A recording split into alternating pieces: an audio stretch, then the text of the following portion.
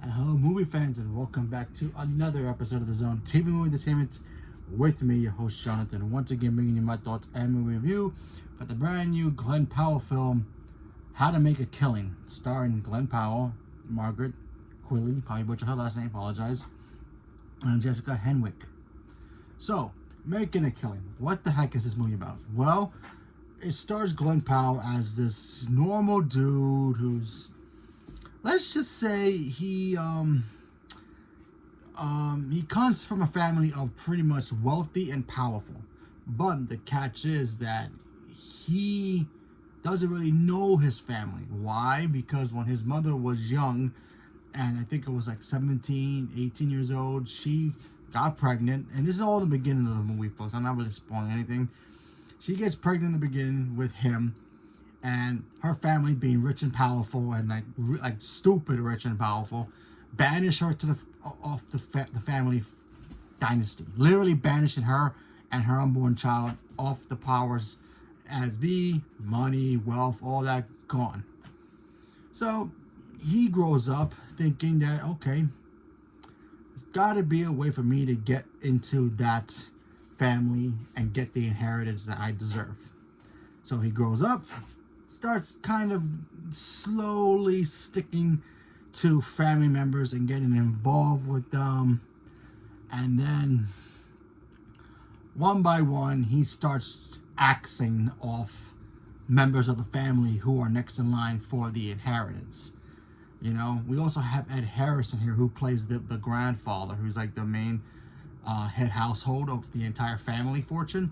So he's at the top of the list. So he's got his family members all branched down, and Glen Powell's character way at the bottom. Like, you need a magnifying glass to see him. That's how low the food chain he is. So he has to literally climb up, get involved with the family business, get involved with certain other family members, and seeing how, certain family members who are higher up, to get the inheritance, have little accidents, and then bumps them off so that way he can move up the ladder. It's a very interesting story. So I saw it, and what did I think about it? It's okay. It has some cool moments in it. First of all, I like Glen Powell as an actor. I really do. I think he was okay in this role. I don't know. There was something about him. I don't know if he fit the role properly, or it just didn't. He didn't convince me enough that he could be a serial killer, or a murderer in a way, because he was literally killing off family members. How? You have to wait and see it and watch it yourself. And then of course you have Margaret Quilley, probably butchered her last name. Again, apologize.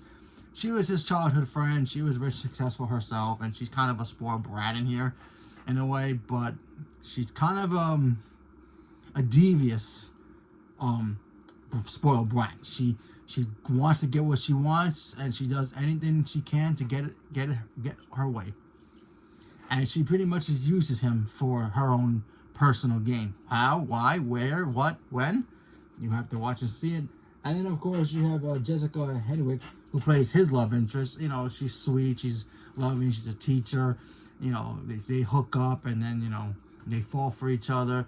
But then when things start to go kind of like hectic for both of them, they kind of start to drift apart. But yeah, first of all, I didn't even know Ed Harris was in this movie. He's barely in it, but still, he was cool at the end of the film, because by the third act of the film, you kind of get more into his backstory a little bit. Which honestly, I kind of wish we would have got more of the backstory of this family.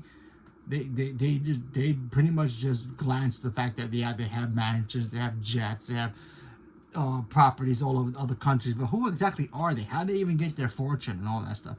Just by basically being the Donald Trumps of the world, of that universe or whatever. But how do they really get their fortune? So they didn't really explain it, but still, it's an okay film. I really wish they would have gave us some more backstory to it. And my only other problem about the film was the fact that I kind of wish we got to see more of the killings in here, because when the killings happen, it just happens. It's just like, hi, bye, goes to the next scene. It's like, huh, You know, and some of the killings you don't see him do it. You see him think about it, and then it happens, and it's kind of like, huh. But then when we get to the stuff that you actually see him do things, it's like, would a real person actually do those things to commit murder if it, you know, in that way without doing A or B first? Yeah, he kind of was sloppy at doing things, and he kind of did it by luck in a weird way. So, you know, it was a very interesting film. I wanted to check it out because I like Glenn Powell, and I love Margaret as well. She's fantastic. I like her in Honeydew. She's fantastic in that movie. And of course, in Once Upon a Time in Hollywood, she's great. But yeah, it was okay. I think she was the best part of the movie because once you get to see her character development more as the story continues, you're like, I did not see that coming. And if you did see that coming, you still applauded because it's like, wow, I didn't even think about that. And, you know, it goes full circle throughout the whole movie in the end. And in the end of the movie, it's like, huh, good for her in a weird way. But, you know, what can you do? It's an okay film. It's an A24 film. It was still pretty interesting to me. And I just wish they would have done certain things a little bit better, you know, like the backstory with the family more, you know, but, you know, what can I do? So, leave a comment below. Let me know what you guys thought about this film. Are you guys looking forward to seeing this film? Not looking forward to seeing this film? This is not your type of cup of tea?